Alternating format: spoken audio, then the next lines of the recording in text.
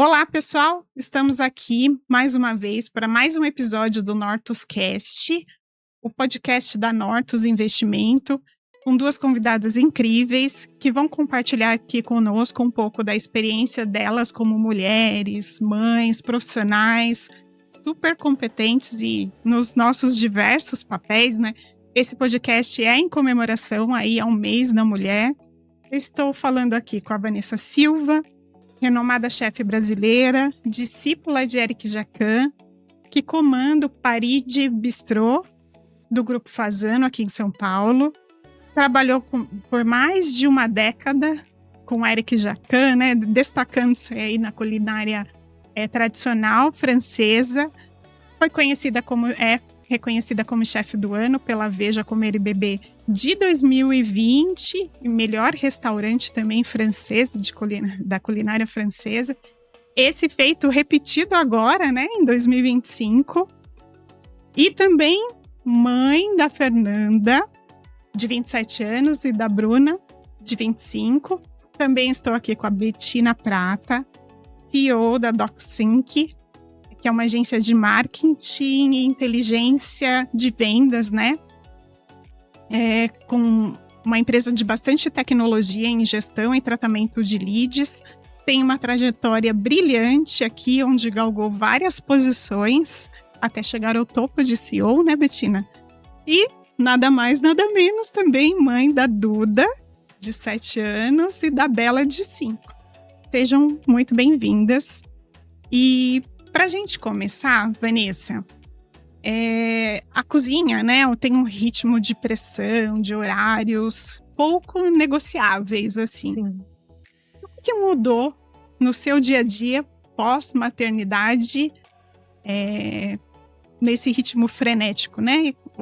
Como é que foi aí? Você teve que precisar de uma rede de apoio? Quais foram as estratégias que você utilizou? Sim, eu acho que acentuou mais foi o meu senso de organização, para eu conseguir ter eficiência, não só na cozinha, no que eu estava construindo na minha vida, as meninas pequenas ainda, no meu aprendizado, ao lado do chefe Jacan, mas também em conseguir organizar a vida das minhas filhas como eu, mãe, dar conta do dia a dia delas, né? Uhum. Então, eu acho que esse senso de organização, ele ficou mais aflorado. Eu acho que é isso que a maternidade trouxe, né? E eu acho que é isso que acontece com a gente, mãe, né? Porque a gente tem que dar conta de várias tarefas ao mesmo tempo e saber que seus filhos vão estar em ordem e a empresa também vai estar. E quais foram as estratégias que você usou? Fala um pouquinho da tua rede de apoio aí, porque a gente sempre precisa contar com ela, né, de alguma forma, né? Sim, eu acho que assim, primeiro que a gente tem que colocar aqui que muito não acontece, e quando o pai faz a parte dele, como deve ser feito, em grande maioria não é feito. Sim. Por isso que fica muito mais pesado para a mulher. Quando o pai faz a parte dele, a gente consegue se organizar melhor. Então, o pai das minhas filhas realmente fez a parte dele, mesmo a gente não estando mais junto. E eu tive sempre a Nilza em casa, que assim, foi a segunda mãe das minhas filhas, para eu poder ter a tranquilidade de evoluir na minha carreira. E tive o meu bebezão, o Zac, que era um pitbull gigante, e ele dava todo esse apoio emocional para as minhas filhas, que eu acho que é muito importante ter um bicho de estimação. Então, você forma pilares que sustentam toda essa parte que você já se sente culpada a partir do momento que você não está dentro de casa, ocupando um papel 100% mãe, e você divide isso com o trabalho. Então, você já sai com uma culpa, né? Eu falo isso. Eu falo que nasce uma mãe, nasce uma culpa, que ao longo do tempo a gente vai ressignificando, vamos dizer assim, né? Sim. E você, Betina? Cargos executivos, assim, eles têm muitas decisões que vêm acompanhadas de alta cobrança, alta expectativa. O que mudou depois da maternidade, assim, de uma forma mais concreta, né? O seu jeito de liderar, suas prioridades, a forma de comunicação, a ser mais estratégica e menos reativa. Entender que nada é 100% urgente, né? Que você consegue consegue equilibrar ali nos pratinhos as demandas e realmente priorizar o que precisa da sua presença. Então, acho que essa foi uma grande mudança, porque antes eu queria resolver tudo, a todas as horas, e aí eu comecei a entender, não, peraí, vamos colocar cada um nas suas caixinhas e entender o que realmente é importante agora, e com isso eu consegui ser bem mais estratégica, que trouxe muito mais resultado também.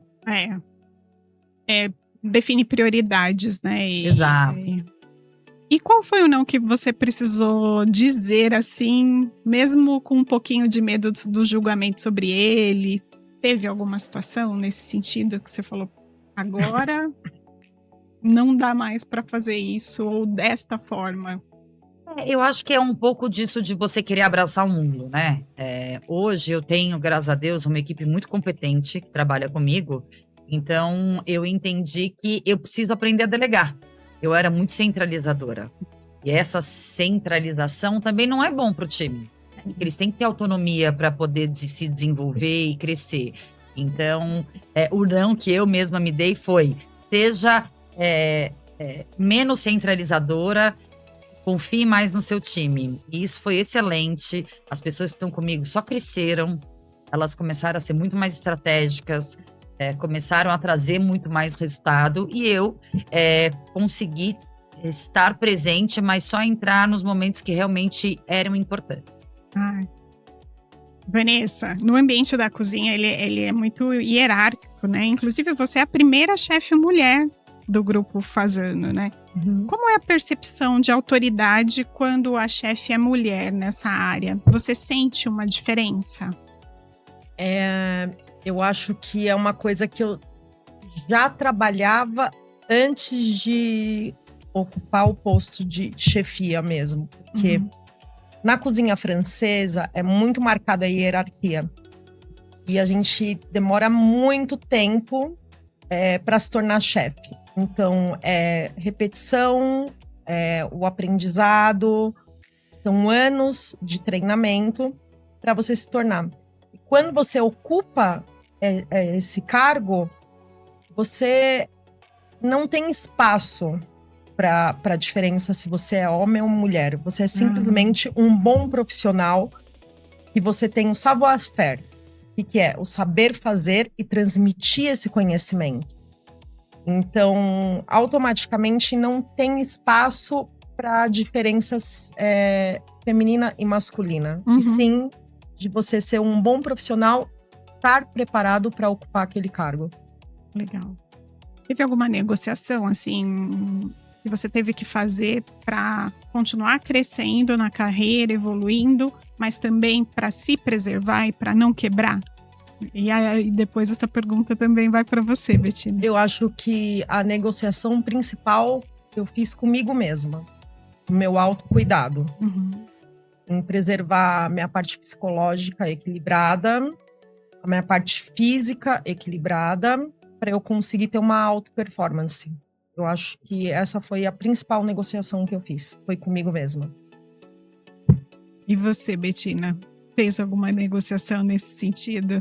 Com certeza, né? Primeiro, pegando um pouco o gancho, né, do que você falou, sobre você chegar no topo, né? As mulheres, parece que elas precisam se provar mais, né? Que elas são capazes de estar ali. Estatisticamente, quando você vai ver os cargos de liderança, as mulheres ainda têm um número muito inferior aos homens, né? Então, como você disse, eu passei por várias etapas para chegar onde eu estou hoje. E foi um desafio. porque eu tive que me provar muito mais, muitas vezes, do que outros homens que trabalhavam comigo. E eu sempre fui uma pessoa muito ambiciosa. Uhum. Então, eu comecei como funcionária, me tornei sócia. E hoje, eu tô ocupando esse espaço de CEO. Então, não foi fácil. E quando você chega num lugar desse, são muitos desafios, né? Eu tive uma certa sorte. Eu tive as minhas filhas na pandemia. Um pouquinho antes e na pandemia. Então, mudou um pouco o fluxo de trabalho. Para a Vanessa, nem existe isso, né? Você trabalhar home office. Mas como agência de publicidade, sim. A gente consegue ter o híbrido entre trabalhar e presencial e em casa. Então, para mim, como mãe, foi muito bom. Uhum. Porque eu consigo, em muitos momentos, vê-las, estar ali presente. Mas, assim, combinados que eu fiz. Lógico, a rede de apoio é extremamente importante. A gente não dá para ficar tudo só para a mulher. Então, assim, o pai, ele tem que participar. E, graças a Deus, meu marido participa muito. Ele me ajuda muito. E a gente consegue, né, ter uma rede de apoio, pessoas que ajudam. Graças a Deus, a gente é de São Paulo. As nossas famílias estão em São Paulo. Então, tem uma avó que busca aqui, outra avó que busca ali. Então, mas eu vejo que essa rede de apoio é uma coisa muito inegociável para a gente ter até um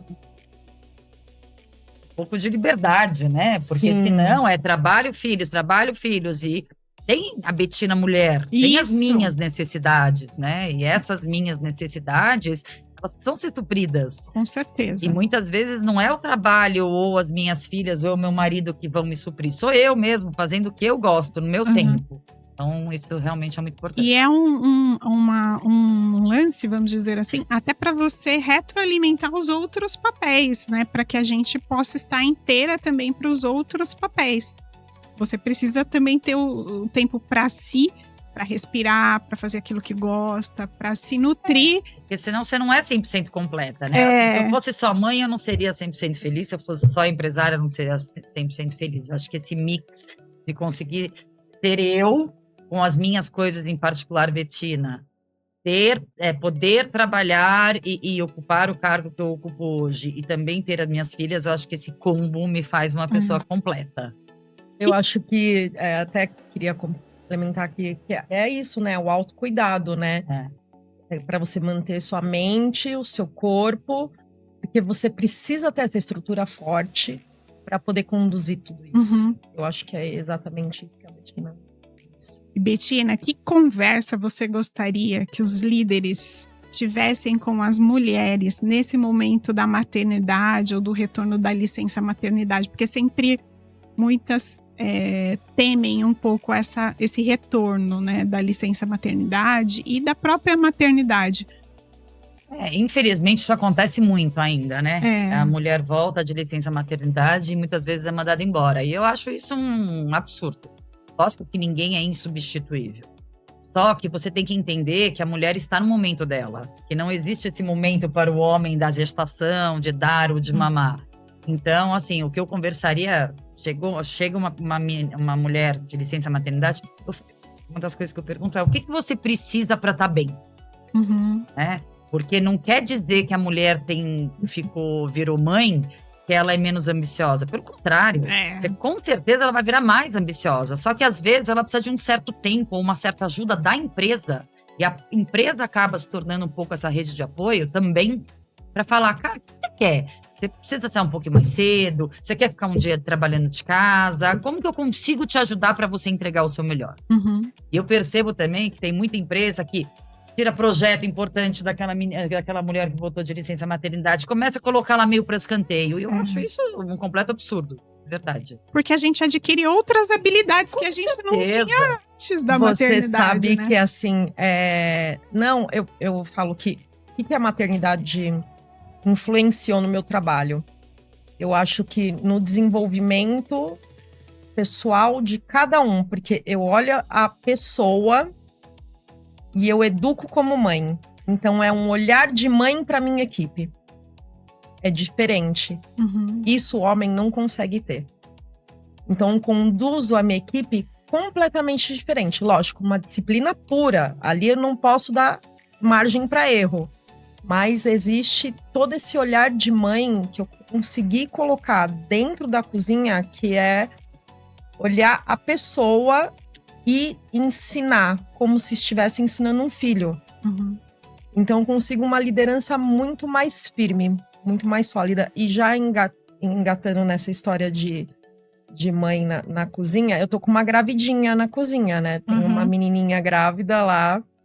E todo dia eu entro brincando, né? Porque até então não tava aparecendo a barriga dela. Agora parece uma melancia, né? De um mês pro outro, o negócio explodiu. E já tô me organizando, porque eu sei que eu vou ficar um tempo período. com ela fora. E aquilo que a Bettina falou, é diferente de um escritório, é o trabalho dia a dia ali. A entrega é diária, né? E é pesado uma cozinha, não é fácil, né?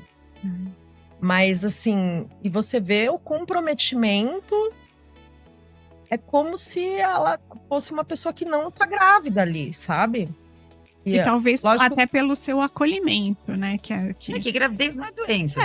E o líder, ele diz muito como que a cozinha se respeita. Sim. Como que, eu acho que a empresa também, né? Também. Porque um líder, ele toca, é a energia do líder, é como ele conduz tudo que dá energia do ambiente de trabalho. Eu acho que ela, assim, hoje, o exemplo, assim, de igualdade para todo mundo lá dentro, independente de qualquer um, como outros tantos, tem outras, porque todo mundo tem dificuldade na vida, ainda mais a cozinha, sabe? E é difícil, e você vê um ambiente de respeito, mesmo num trabalho árduo. Então, eu acho que o papel do líder, assim, na cozinha, ele é tão importante quanto uma outra empresa, mas, assim, e eu vejo que essa sabedoria da mãe, ela tem um peso a mais dentro de uma cozinha. Você entende melhor, né? O que você já passou e o que ela está passando, né? Sim. Então você tem uma como é que eu falo? É um olhar, né? Você se identifica com aquela Sim. pessoa.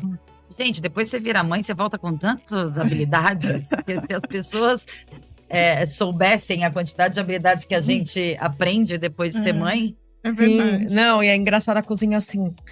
Chefe, quando eu vejo, já tá todo mundo. Letícia, come isso, senão vai nascer com cara disso. Então, imagina, você tá dentro da cozinha, então tá toda hora mastigando, né? Não pode deixar de comer, senão vai ficar com vontade, assim. E aí eu vejo o cuidado deles com ela também. E é muito legal. Muito legal. É muito legal. E se vocês pudessem, assim, reescrever uma regra do mercado para mulheres mães, teria uma regra, assim, da Vanessa e da Bettina? Olha, eu acho que até já existe essa regra, né? Que é uma certa segurança, eu acho que, se eu não me engano, de 4 meses quando a pessoa volta de licença maternidade. Depende, cada empresa tem um… Acho que não é regra, é muito mais empatia dos líderes com relação às mulheres que engravidam, né? Porque é uma coisa feminina, o homem nunca vai engravidar. Então, eu acho que tem que ter um tipo de olhar diferente. Não quer dizer que a mulher, porque ela teve filho, ela vai olhar mais para a criança e menos para o trabalho. Não. Ela é capaz de lidar com os dois. Ela é capaz de se tornar ainda mais ambiciosa, porque agora ela tem um filho, né? Ela tem Sim. Você é responsável por aquele ser. Então, você precisa também ter que dar ali… eles têm as necessidades deles. Então, para mim… empresas que mandam funcionários embora logo de licença maternidade não tá complicado. olhando esse… Eu acho que se é um corte, a empresa perdeu cliente, se tem um porquê, tudo é conversável. Mas assim, simplesmente porque você voltou, eu acho que você não vai conseguir entregar o que você entregava, é totalmente incabível. Eu já falo assim, além da maternidade, eu falo na questão mulher. A única coisa que eu acho que é igualdade salarial, assim, que não acontece hoje ainda, sabe? Mesmo com a eles mulher tentando proteger, tem mulher que entrega ou a mesma coisa ou tanto mais e não tem a mesma igualdade salarial. Eu acho que isso ainda é uma coisa que é fato hoje em dia e precisa ser revista. Entrando um pouco nesse aspecto, né, que a Bettina trouxe de, olha, a mulher, ela também se torna responsável muitas mães são, inclusive, chefe de famílias e tal. Essa questão da igualdade salarial. Quando vocês se tornaram mães, o dinheiro, ele passou a ter um significado diferente, assim, para vocês? Assim, eu acho que o dinheiro, ele te traz tranquilidade e te dá a opção de escolhas, né? Então, dinheiro bem administrado, ele te traz um equilíbrio emocional mesmo. Uhum. Porque imagina a falta dele, o desequilíbrio que faz. Sim. Então, acho que sim. Concordo. Porque antes o dinheiro pra mim era crescimento. Hoje ele é segurança. Tá. Então, assim, é lógico, você sempre trabalha pra ter suas coisas. Eu sempre fui uma pessoa que sempre gostei de guardar dinheiro, sempre tive essa preocupação, meu Deus, quando eu ficar velha. Mas hoje ele é segurança. Eu tenho 2 filhas, Uhum. né? Eu tenho 2 filhos peludos. É casa, é marido. Não que eu seja responsável pela casa, pelo contrário. Mas é uma segurança também como mulher, né? Sim. Você ter o seu dinheiro, você trabalhar, Não ficar refém, sim, né? não ficar refém. E aí você consegue ter mais autonomia também, né? Exatamente. De tomar determinadas decisões. Sim, exatamente. E aí essas questões, principalmente de organização financeira, vocês contam com ajuda de profissionais especializados? Como é que vocês costumam fazer? Eu fui atrás um pouco de aprender um pouquinho na internet, assim. Eu acho que a regra é assim, você saber colocar seu dinheiro num lugar seguro, né? Não ter a paciência, perseverança, né? De saber que aquilo... E não achar que o dinheiro vai brotar de um dia para outro. É o seu suor, você pegar aquilo antes de gastar e guardando, fazendo a sua reserva, fazendo toda essa logística para você ter essa segurança. E que tipo de relação com dinheiro que vocês querem que as filhas de vocês tenham, assim? Olha, assim, eu acho que dinheiro é muito, muito importante. Mas ele não pode se tornar a identidade das minhas filhas. Uhum. Elas têm que entender que o dinheiro é muito bom para a independência delas, para elas conseguirem conquistar o que elas querem, mas isso não pode definir elas como pessoas. Tem muitos outros princípios que são infinitamente mais importantes que só o dinheiro. Mas claro que ele é extremamente importante. E eu sempre falo... eu brinco, né? Que a minha filha mais nova adora bichos. Ai, mamãe, quando eu crescer eu vou ter uma fazenda de animais. Eu falo, e você vai fazer isso como? Eu vou trabalhar, mamãe. Eu falei, muito bem. E se você trabalhar, você vai conquistar tudo que você quiser. E aí eu ainda brinco, você vai trabalhar com o quê? Ela, tecnologia. Eu falei, muito bem, Isabela. Ai, que demais. Ai, que demais. Não, isso é muito legal, porque aí você usa o dinheiro como uma ferramenta de um propósito. Eu acho que isso é o mais importante, assim. E foi isso, eu acho que hoje, tirando a culpa de ter ficado na cozinha durante muito tempo, e as minhas filhas mais velhas hoje, assim, com 25 e 27 anos, eu vejo que eu consegui passar para elas esse propósito, porque o meu maior investimento foi o meu aprendizado dentro da cozinha. Então, e isso é muito maior que dinheiro, porque o meu saber, hoje, ninguém compra. É inegociável. E ninguém te tira também. Ele né? chega com muito esforço, né? Que eu acho que Isso. isso é o mais importante. Que você ser bem-sucedido, você ter dinheiro, ele é uma construção. E uma consequência, né? E uma consequência. Então, se você se dedicar, se você tiver essa ambição, porque tem gente que não é extremamente ambicioso, que fala, eu quero chegar no posto tal. Uhum. E se ganhar aquilo, tá tudo bem. Não tá errado. Tudo bem também. Tá tudo bem também. Mas você realmente explicar que... Eu até escrevi um texto, né, quando eu virei CEO, que é o crescer sem atalhos. Sim, Você tem que passar por muitas fases, você tem que aprender muitas coisas para exatamente. chegar naquele ponto, né? Naquele cargo. E E no eu no- acho que é isso que é importante passar para elas, que você não vai dar um salto assim. e no nosso papel não de é- mãe não é a isso é varinha super mágica. complicado, né? Porque por Exato. vezes a gente… Ah, tá bom, eu vou te ajudar aqui. Esse Como é um que problema vocês em casa. estão lidando com isso? Porque É eu o sou saber uma- falar não, né? Eu sou uma É. pessoa mais mole em casa. O meu marido é mais, tá, mas ela vai ganhar isso pelo quê? O que que ela tá conquistando? E ele Uhum. tem razão, Sim.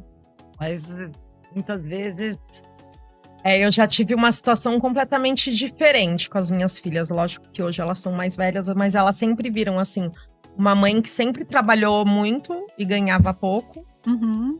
Hoje que eu tô colhendo o fruto daquilo que é…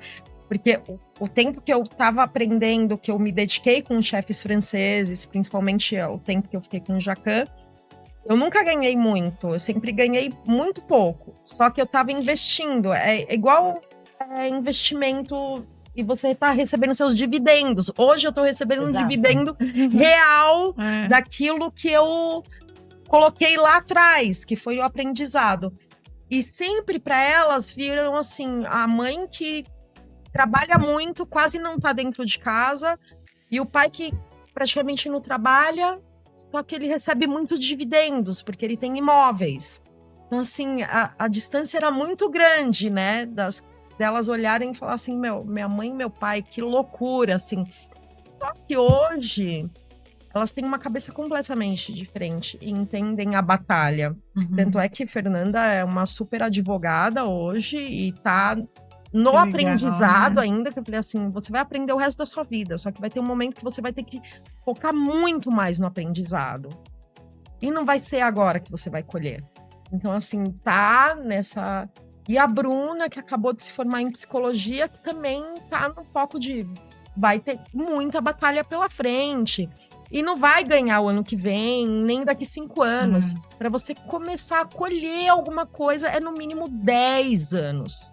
E eu acho que essa galera de hoje tá no imediatismo de achar que vai sair da faculdade e no mês seguinte tá milionário, assim, ganhando e não vai muito ganhar dinheiro. o que quer agora, e larga o emprego, vai arrumar outro. Fica assim, não tem muita constância, né? Mas uma coisa que eu tento ensinar em casa, desde já, olha, se você guardar dinheiro, você vai ter mais dinheiro no futuro. Sim. Então, elas têm lá um budget da avó para ganhar presente de Natal. O que você quer de presente? Ah, eu quero tal coisa. Olha, sobrou dinheiro. Em vez de a gente comprar qualquer coisa, vamos guardar? Ai, vamos, mamãe.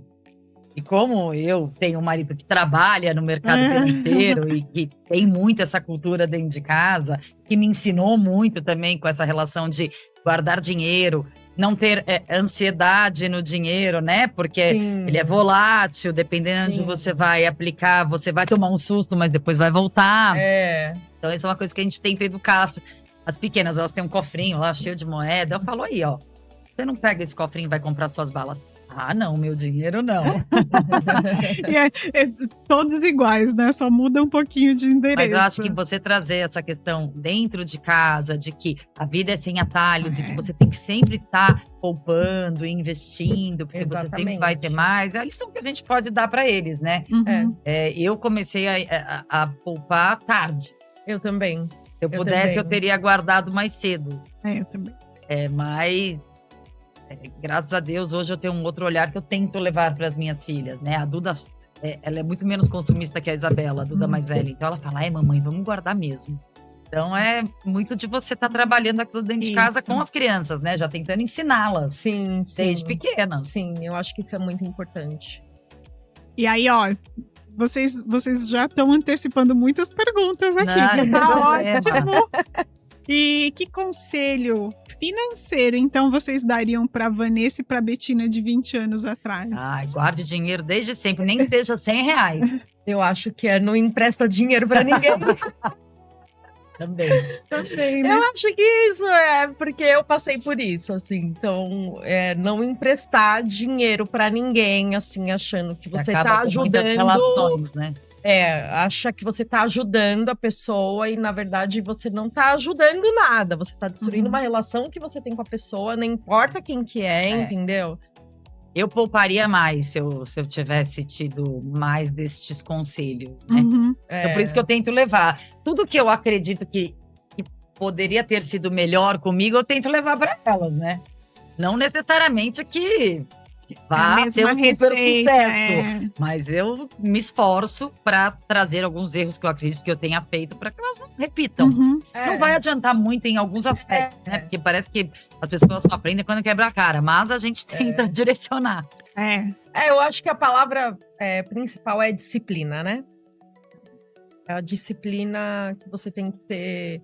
Você tem na sua vida profissional, na sua vida pessoal, com cuidado consigo mesma, é a disciplina que você tem que ter com o dinheiro, sabe? E a cozinha, ela traduz bastante isso, essa questão da disciplina, né, Vanessa? Muita disciplina. Muita disciplina, porque assim, na verdade eu sou uma chefe executiva que eu enxergo o todo, né? Uhum. Então, quando você fala de mercado bolsa, imagina que eu dou com um alimento que pode durar 2 dias, então é muito frágil. E aquilo, as pessoas, eu explico para os meus funcionários que eles têm que enxergar um tomate como se fosse um maço de dinheiro, entendeu? Uma nota de dinheiro ali. Então, cada item da cozinha, se eles começarem a transferir isso para quanto custa mesmo em dinheiro, você jogaria, você rasgaria essa nota de dinheiro e jogaria no lixo, entendeu? Então, fazer essa gestão de insumos, conexão com fornecedores, saber o que colocar no cardápio na hora certa, porque tudo tem uma época, a que valor vender aquilo, negociação com fornecedor, gestão de pessoas, porque isso também lá na frente cai, entendeu? Porque tudo afunila para uma coisa. Eu represento um número dentro do Grupo Fasano. E esse número que eu represento vai dizer se meu desempenho está indo bem ou não. Então, é uma gestão financeira clara ali. Só que são várias coisas que afunila e dá numa coisa só. É um número. Isso no cargo de CEO, Bettina. Como é que se traduz também? Porque, assim, é uma mega responsabilidade. Tem, inclusive, essa parte financeira. Eu sei que você tem uma equipe maravilhosa, mas também, né, assim, é como técnico de futebol, né? Pode ter as estrelas, mas ele acaba sendo a pessoa que dá essa batuta. Eu tenho sócios investidores, né? Então, assim, a gente determina algumas metas no começo do ano, final do ano sequente. Então, são metas geralmente bem agressivas, de crescimentos de 40%, bem puxado.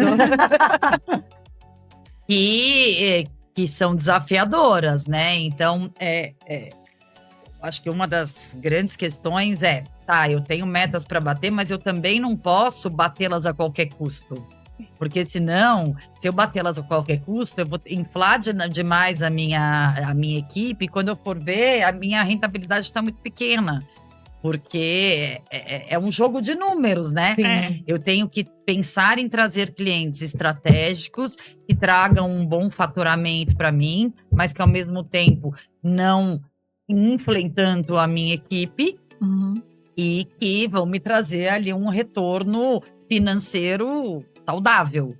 Porque você pode crescer muito, mas você pode crescer sem ser saudável. Aí quando você vê, você tá onerando demais as pessoas que trabalham com você, ou você tá colocando clientes totalmente fora do seu core business. Aí sua margem de lucro, ela diminui quase nada, né? Exato. E esse não é o objetivo, né? O objetivo é a gente manter a margem de acordo com o crescimento. Então, acho que esse é o maior desafio hoje. E achar pessoas boas também, né? Porque hoje eu dependo muito de pessoas. É lógico que a inteligência artificial, ela veio e a gente utiliza muito da inteligência artificial hoje na DOC. Mas ainda ela é feita de pessoas, né? Eu tô falando de publicidade. Eu tô falando de relacionamento. Então, hoje a gente… De um olhar refinado, né? De você ter um olhar nas peças, você ter um olhar no cliente, você entender o timing do cliente, que isso é… Aí eu falo que a mulher vai muito bem nisso, né? Tanto que hoje a maioria dos meus atendimentos são mulheres, né? Porque às vezes você tem aquele tato maior. Então, hoje, um dos meus grandes investimentos é em pessoas. Porque é muito difícil achar gente boa e comprometida. Então, você reter pessoas boas é muito difícil. Eu acho que esse é um dos maiores desafios como CEO hoje. Eu prefiro uma pessoa que não saiba nada, mas tem um comprometimento primeiro de trabalhar. Pra mim já é 100%. É verdade. Se vai trabalhar pra mim, já tá valendo. O resto eu lapido. É como se fosse um diamante. Eu prefiro ensinar, treinar, ensinar, evoluir as pessoas comprometidas. Então, assim, não existe mais. Eu vou contratar um puta cozinheiro. Não, o mercado não tá disponibilizando isso. Cada vez as pessoas não querem mais trabalhar em cozinha, porque você tá trabalhando no horário que as outras pessoas estão se divertindo. Então, você trabalha de sábado, domingo, feriado, tá todo mundo viajando, você está trabalhando, Natal, Ano Novo. Então, eu acho que a dificuldade é maior para a cozinha hoje. Então, eu prezo pelo comprometimento do funcionário. Se ele vai trabalhar para mim, já é 90%. O resto, eu prefiro treinar, prefiro estar... E assim, como que eu fixo essa pessoa ali? Mostrando que mesmo que aconteceu comigo, pode acontecer com ela. É só ela ter foco, né, pelo exemplo. Que legal. Foco, disciplina, e vai. Então, assim, eu estou passando conhecimento que eu adquiri com os franceses. E é isso que eu acredito. Então, tirando... Minha parte não tem nada digital. Nada. É árduo mesmo, é aquela coisa manual. Manual, né? Mas olha, tem um lado bom, não vai ser substituído pela inteligência artificial. Eu acredito que, assim, alguma parte da gastronomia vai ser sim, né? Que é mais a parte de fast food, que já existe bastante coisa no Canadá e tal.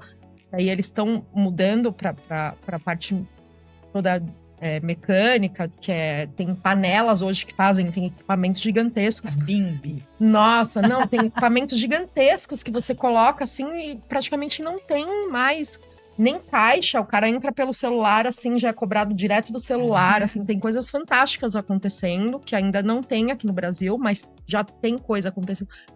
Substituindo garçom e tal, mas eu acredito que a minha área, que é alta gastronomia, que já é mercado de luxo, isso realmente não vai. Eu vejo alguns colegas já mexendo com IA, né, para formatar a ficha técnica e tal. Eu, sinceramente, eu não sei, eu não gosto, eu acho que isso vai me deixar burra. Eu prefiro continuar fazendo do jeito que eu faço sempre, sabe? A busca pelos fornecedores. Minha base é tão sólida, tão concreta de clássica francesa, porque as coisas simplesmente... Eu acho que o meu computador tá na minha cabeça, assim, sabe? Meus ingredientes, tudo. Eu já fui treinada durante tanto tempo que não quero perder essa habilidade. E eu acho que é isso, assim, é muito, muito árduo. E que eu quero passar, e que são poucos, eu tenho funcionários que enxerga isso. Fala que é o líder, né? Que é o chefe. Esse é meu mestre. Que é isso que eu tenho, um Jacan, e que é isso que eu passo para quem tá interessado a evoluir nisso. Legal. Que você tem que ter o seu mestre. Aquela pessoa que você enxerga, que você espelha, que você vai querer evoluir em cima do... Eu sou, acho que, um pouco antiga no pensamento. Não, assim, hoje a gente fala muito sobre a figura do mentor, né? Eu tive um excelente, modéstia à parte. Olha só, né? Que é hoje meu sócio. Olha só, que demais. Então, Que foi meu chefe, que sempre foi uma pessoa que eu admirei muito, admiro muito. E eu vejo que a minha régua mudou muito depois que eu comecei a trabalhar com ele. Muito. Assim, eu comecei a ser uma pessoa... Eu realmente me transformei em uma outra pessoa. Eu realmente vi que eu era capaz, que era uma coisa que eu não acreditava. E ele mostrou pra mim que eu era capaz. E ele acreditava em mim mais do que eu. Isso é fantástico, né? E aí, hoje eu agradeço muito. Ele chama Rodrigo. Agradeço demais aí toda essa confiança. E realmente, o mentor, ele faz muita diferença, porque alguém que você se espelha, fala assim, eu quero ser igual a ele. Exatamente. É um pouco também voltando para o papel da mãe, né? É a gente liderar a gente dá pelo exemplo. Exatamente. Né? Eu acho que vocês devem... Acho que a gente teve muita sorte. Você teve um mentor excelente. Eu tenho ainda, né, um mentor que é uma pessoa onde eu me espelho muito. Mas sabe que mesmo a gente não trabalhando mais junto, a gente sempre tá junto. Sim. É muito engraçado, porque eu sempre tô junto, sempre tô escutando ele. A gente sempre, quando dá, se encontra, mesmo ele nessa correria de TV. Então a gente sempre tá junto. E o engraçado é que eu tenho um apoio dos franceses. O chefe Lohan também me apoia bastante também. Ele fala que eu sou um verdadeiro chefe associé, que é o chefe dos molhos, né? E sempre tá no restaurante, sempre levando pessoas da área. Então eu acho que assim, mesmo sendo brasileira, meu sobrenome Silva, eu honro a gastronomia francesa. E para mim é um prazer isso. E ele tem essa maneira de apoiar, sabe? O chefe Manuel Bassolet também me apoia. Então, eu tô numa rede de apoio dos franceses, sabe? Isso é legal. E Bettina, você toma decisões, assim, super importantes, né? No papel de CEO, o tempo todo. Como isso se traduz na sua vida pessoal? A Bettina é o CEO da casa também? Não.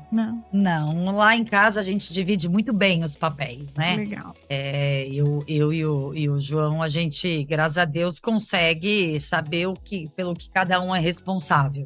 A gente tenta se dividir com as meninas. Às vezes, quando eu tenho um pouco mais de tempo, eu faço mais coisas. Quando ele tem um pouco mais de tempo, ele acaba abraçando outras coisas. Mas eu vejo que esse CEO em casa é muito... dividido, né? Dividido. E até é saudável. E até na minha vida profissional, tá? Eu não tomo nenhuma decisão sozinha. Eu tenho pessoas onde eu peço conselhos e pessoas que eu divido o que eu quero ter como decisão. Porque é lógico que ter o poder da decisão é importante, mas muitas vezes eu posso ter um olhar que não necessariamente é o correto. E quando você abre isso para outras pessoas e elas trazem outro tipo de olhar, você começa a rever aquilo. Então, eu vejo que você, não é só porque porque hoje eu tô nesse cargo, eu que decido tudo. Imagina. Hoje é tudo muito conversado, tanto na minha casa quanto no meu trabalho. Porque eu sozinha não consigo nada. Eu preciso de pessoas onde eu consiga realmente ter essa confiança de conversar e resolver as minhas questões. Vocês sentem que isso é mais fácil no ambiente entre as mulheres de ter essa decisão mais colegiada, vamos dizer assim, mais compartilhada? Vocês veem que o mercado está mudando, os homens vêm trazendo também esse estilo de gestão mais compartilhado? Eu acho que depende muito do cargo, depende muito da pessoa. É complexo falar, né? Não dá para generalizar. Tem ambientes onde ele é muito masculino e quem vai decidir é o homem, mas tem ambientes onde você tem um mix ali, onde as decisões elas são em conjunto. Agora, assim, a gente já está se encaminhando aqui para o final. Infelizmente, que o papo tá ótimo, assim, com vocês. Qual foi a vitória silenciosa do último ano que ninguém viu, mas que valeu muito a pena para vocês? Eu acho que eu consegui, no meio de que ganhei melhor francês, né? Agora, no final do ano. Mas, ao mesmo tempo, assim, eu consegui ajudar a minha filha a se organizar melhor na saída dela de casa. Tudo bem que ela tá morando na rua de trás e é como se estivesse ali. Então, assim, foi um feito como mãe, né? Minha outra filha também já finalizando o TCC dela também. Eu acho que aí a gente já tem a formatura esse ano. E a minha mãe, né, que eu consegui organizar toda a parte dela de médicos e tudo mais, por causa da questão de Alzheimer. Uhum. Então, você vê que você faz ali toda, né, entre mães, pais e filhos, e você tá no meio disso tudo. E ganhando o melhor francês, que essa todo mundo viu. Só que conseguindo já entrar numa quase reta final da minha vida de… Não mãe, mas aquela coisa árdua de mãe todo dia, né? Então, acho que a vitória é ver minhas filhas bem encaminhadas. A minha mãe já mais equilibrada, assim, já consegui bastante coisa. E acho que foi essa vitória silenciosa em cima da vitória que todo mundo viu. É um pouco isso mesmo, né? Conseguir, por exemplo, é a vitória silenciosa que a gente não posta, né? A vida fora das redes. Exato. Que no meu caso foi conseguir fazer a DOC crescer, assumir esse cargo, mas conseguir manter ali uma estrutura balanceada em casa. Né? Porque eu acho que o mais difícil é quando você ganha numa coisa, mas você perde muito na outra. Quando você consegue esse equilíbrio, tanto na vida profissional e na vida pessoal, de conseguir manter os dois, é maravilhoso. Sim. Aí a gente tá aqui já… Eu não tô querendo acabar, né? Mas eu sei que vocês têm aí uma agenda bastante ocupada. E aí, infelizmente, a gente vai tendo que ir pro final. Uma frase que eu gostaria que vocês falassem. Não necessariamente uma frase, né? Uma mulher que vai nos ouvir, que tá nos ouvindo… e se sente atrasada na carreira por ser mãe. O que vocês diriam para essas mulheres? Você não precisa provar nada para ninguém. Você não tá atrasada, você tá muitas vezes criando até mais aprendizado, né, do que qualquer outra profissão. Porque ser mãe é uma profissão. As pessoas que não enxergam isso como profissão, né? E que a rede de apoio, ela não é uma necessidade. Ela não é um luxo, ela é uma necessidade. Exatamente. Né? Então, acho que isso tem que ficar muito claro para as mulheres. Não é porque muitas vezes você vai delegar que você está sendo uma mãe ruim. Exatamente. Não, pelo contrário. Você está fazendo bem para sua filha e bem para você. Exatamente. E você não precisa ser a mãe de ouro para mostrar para os outros que você é uma mãe excelente. Você não precisa mostrar nada para ninguém. Você já sabe o que você é. Então, acho que se eu pudesse dizer, seria isso. Não prove nada pra ninguém, seja ambiciosa, vá atrás de seus sonhos, conquiste, porque o não existe. Se você quiser, você consegue. E outra, tira a culpa de dentro de você. Eu acho que tirar a culpa faz um alívio enorme. Sim, não tem e tá tudo bem se você parar de trabalhar pra querer ser mãe. Tá tudo bem se você trabalhar e aí muitas vezes não dá a atenção que você gostaria. Se culpar por isso. Exatamente. A gente se culpa muito, né? Por tudo. Não precisa. Que legal. E uma frase para os líderes das empresas que não podem falhar para reter as mães e as mulheres. Eu acho que a conversa precisa ser mais clara. Entenda as necessidades daquelas mulheres que trabalham com você. Entenda o que elas precisam para te entregar sempre o melhor que elas sempre entregaram. Não é porque a mulher é mãe que ela deixa de ser uma profissional excelente. Pelo contrário, ela se torna muito mais ambiciosa. Ela tem muito mais responsabilidade.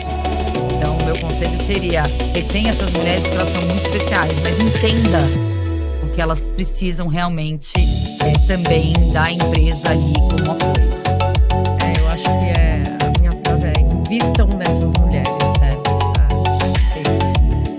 Obrigada. Foi maravilhoso, meninas. Passou Até a próxima.